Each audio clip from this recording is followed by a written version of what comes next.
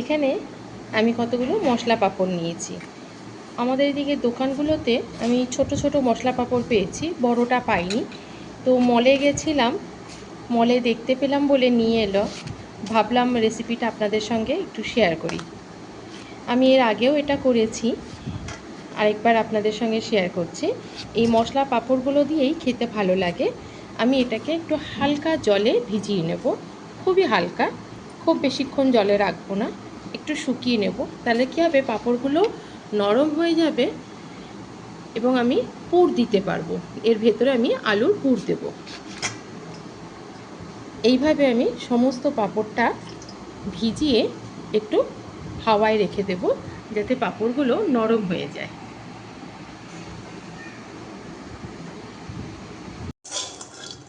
পুর করব বলে বাদামটাকে শুকনো খোলায় একটু ভেজে নিচ্ছি, সামান্য একটু লবণ দিয়েছি।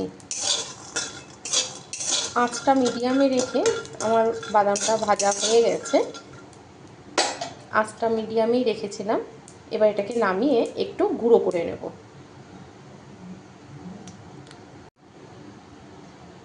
বাদামগুলো দেখুন এইভাবে একটুখানি গুঁড়ো করে নিয়েছি। এটা অপশনাল, আপনারা চাইলে দিতেও পারেন, নাও দিতে পারেন।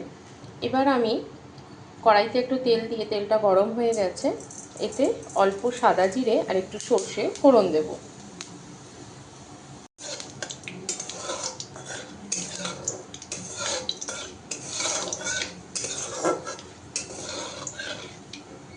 সর্ষে তেলে দিলেই ফেটে ওঠে। আমি আঁচটা একদম লো করে দিয়েছি, কারণ আমার ফোড়নগুলো পুড়ে যেতে পারে। দেখুন আমার ফোড়নটা হয়ে গেছে। এবার আমি কেটে রাখা টমেটোটা এখানে দেব। আমি এটা আলুর পুর তৈরি করছি, যে পুরটা পাঁপড়ের মধ্যে দেবো। আপনারা করে দেখবেন, আশা করছি আপনাদের সবারই খুব ভালো লাগবে। অনেকেই অনেক রকমভাবে করেছেন, তো আমি কিভাবে করি সেটাই আজকে আপনাদের সঙ্গে শেয়ার করছি। এটা একটু নরম হয়ে যাবে, তারপরে আমি এতে বাদবাকি মশলাগুলো দেব। আমার রেসিপিটা যদি ভালো লাগে অবশ্যই কমেন্টে জানাবেন, একটা লাইক দেবেন, আর বন্ধুবান্ধবদের মধ্যে বেশি করে শেয়ার করবেন।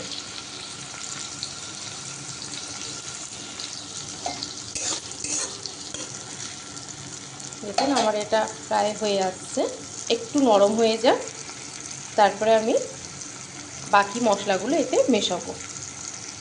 টমেটোটা আমার নরম হয়ে গেছে।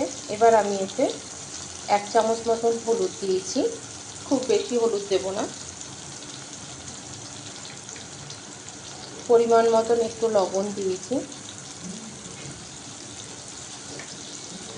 আর দেব জিরে গুঁড়ো, ধনে গুঁড়ো আর লঙ্কার গুঁড়ো। একটু ভিজিয়ে রেখেছিলাম মশলাটা করব বলে, সেখান থেকে একটু পেস্ট আমি এতে দিয়েছি।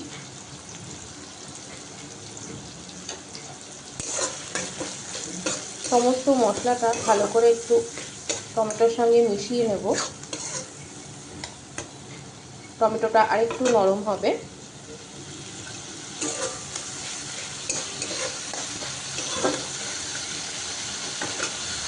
আলুটাও সেদ্ধ করে রেখেছি, আলুটা আমি হাত দিয়ে এইভাবে ম্যাশ করে নেব।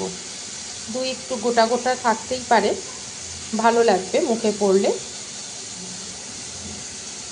আবারও বলছি, আপনারা যদি চান তাহলে বাদাম দিতে পারেন, নাও দিতে পারেন। আমার ভালো লাগে তাই আমি এতে বাদামটা ব্যবহার করেছি। দেখুন একটু গোটা গোটা আছে, আমি প্রত্যেকটা আলু এভাবে একটু ভেঙে নেব। আমি আলুগুলো হাতের সাহায্যেই ভেঙে নিয়েছি।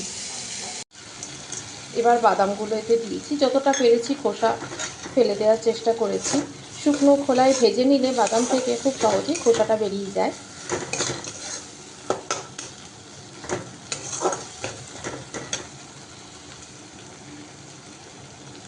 এবার কেটে রাখা ধনেপাতা দেব।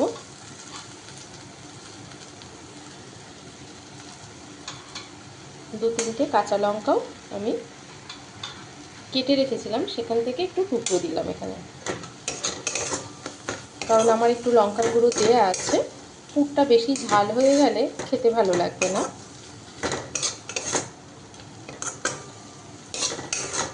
এবার ম্যাশ করে রাখা আলুটা এতে দিয়ে ভালো করে মিশিয়ে নেব।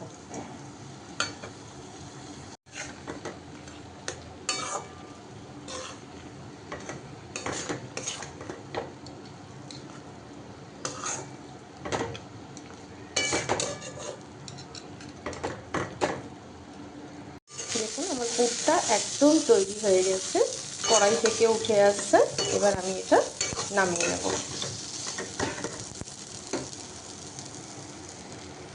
এইভাবে একটু করে পুর নিয়ে নেব। এটা সম্পূর্ণ নিরামিষভাবে করছি, আপনারা চাইলে এতে একটু পেঁয়াজও দিতে পারেন।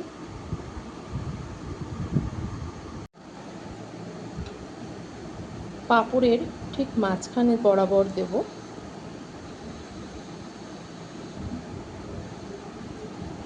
পাঁপড়টা সুন্দর নরম হয়েছে।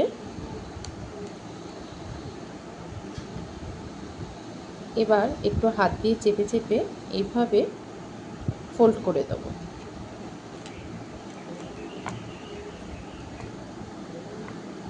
আমি প্রত্যেকটা পাঁপড়ই এইরকমভাবেই করব। দেখুন সবগুলোকেই আমি এইভাবে করে নিয়েছি।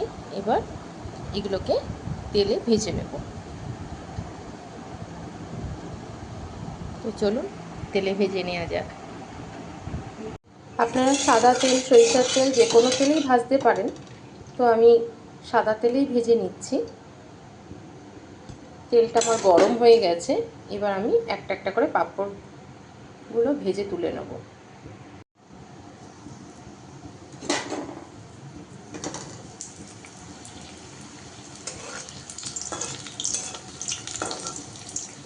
পাঁপড়গুলো স্ন্যাক্স হিসাবেও সসের সঙ্গে খেতে পারেন, ভীষণ ভালো লাগে খেতে। করবেন এবং অবশ্যই কমেন্টে জানাবেন কেমন হয়েছে।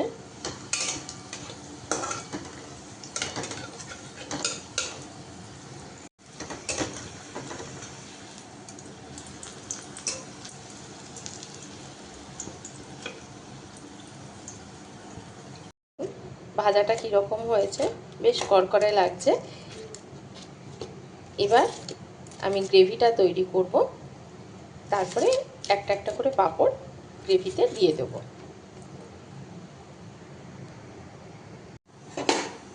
পাঁপড়গুলো তুলে নেওয়ার পরে আমি কড়াইতে একটু তেল দিয়েছি।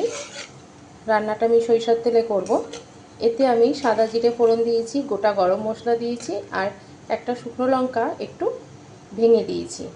গোটা গরম মশলার মধ্যে আছে দারচিনি, লবঙ্গ আর এলাচ। খুব সুন্দর একটা গন্ধ বেরিয়েছে। এবার আমি কেটে রাখা টমেটোটা এতে দিয়ে দেবো।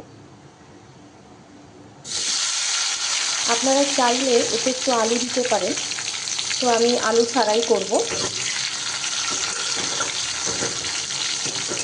টমেটোটা একটু নাড়াচাড়া করে নেব। নরম হয়ে গেলে তারপর আমি এতে বাদবাকি মশলাগুলো মেশাবো। টমেটোটা একটু নরম হয়ে এসেছে। এবার আমি এতে লবণ, হলুদ, সামান্য একটু মিষ্টি দেবো, আর দেবো জিরে গুঁড়ো, ধনে গুঁড়ো, লঙ্কার গুঁড়ো, কাশ্মীরি লঙ্কার গুঁড়ো, আর একটু মিট মশলা।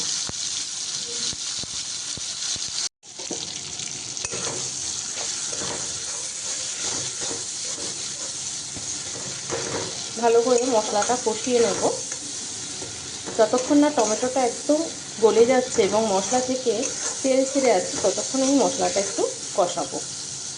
তারপরে পরিমাণ মতন একটু গ্রেভি দেবো, কারণ ঝোলটা একটু বেশি না দিলে পাঁপড়ে শুকিয়ে যাবে। মশলার বাটিটা দিয়ে সামান্য একটু জল দিয়েছি। মশলাটা এবার একটু কষিয়ে নেব। তা আপনারা করবেন এবং অবশ্যই কমেন্টে জানাবেন কেমন লাগছে।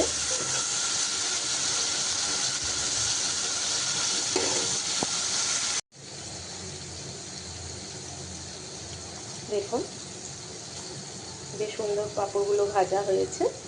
এবার এটা আমি ঝোলে দেব। মশলাটা একটু কষে আসুক।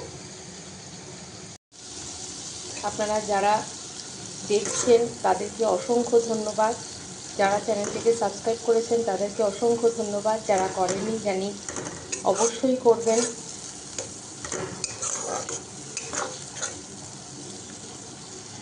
মশলাটা একটু জল দিয়ে কষাবো, নাহলে কাঁচা মশলার গন্ধ বেরোবে। আমি খুব একটা আদার ব্যবহার করি না নিরামিষ তরকারিতে, যদি আপনাদের মনে হয় আপনারা এতে একটু আদা বাটাও দিতে পারেন।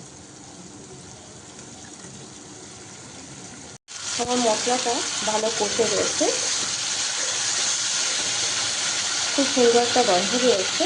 এবার আমি এতে পরিমাণ মতন জল দিয়ে দেবো।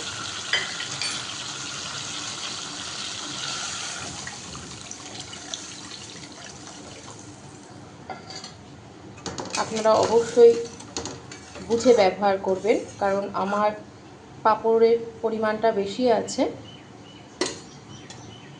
তাই আমি জলটা একটু বেশি দিয়েছি। আপনারা কীরকম গ্রেভি খাবেন সেই হিসেবে আপনারা গ্রেভি দিতে পারেন। ঝোলটা ভালো ফুটে উঠলে তারপরে আমি এতে ভেজে রাখা পাঁপড়গুলো দিয়ে দেবো।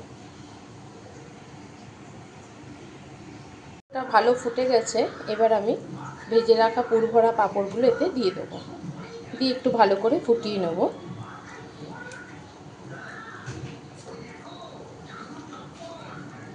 লবণটা অবশ্যই আপনারা বুঝে ব্যবহার করবেন। আমি ওপর থেকে একটু ধনেপাতা আর একটু কাঁচা লঙ্কা কুচি ছড়িয়ে দেবো, দিয়ে ঢেকে রাখবো। আমার পাঁপড়ের তরকারিটা একদম তৈরি হয়ে গেছে পরিবেশন করার জন্য। পুরভরা পাঁপড়ের তরকারি একদম তৈরি হয়ে গেছে পরিবেশন করার জন্য।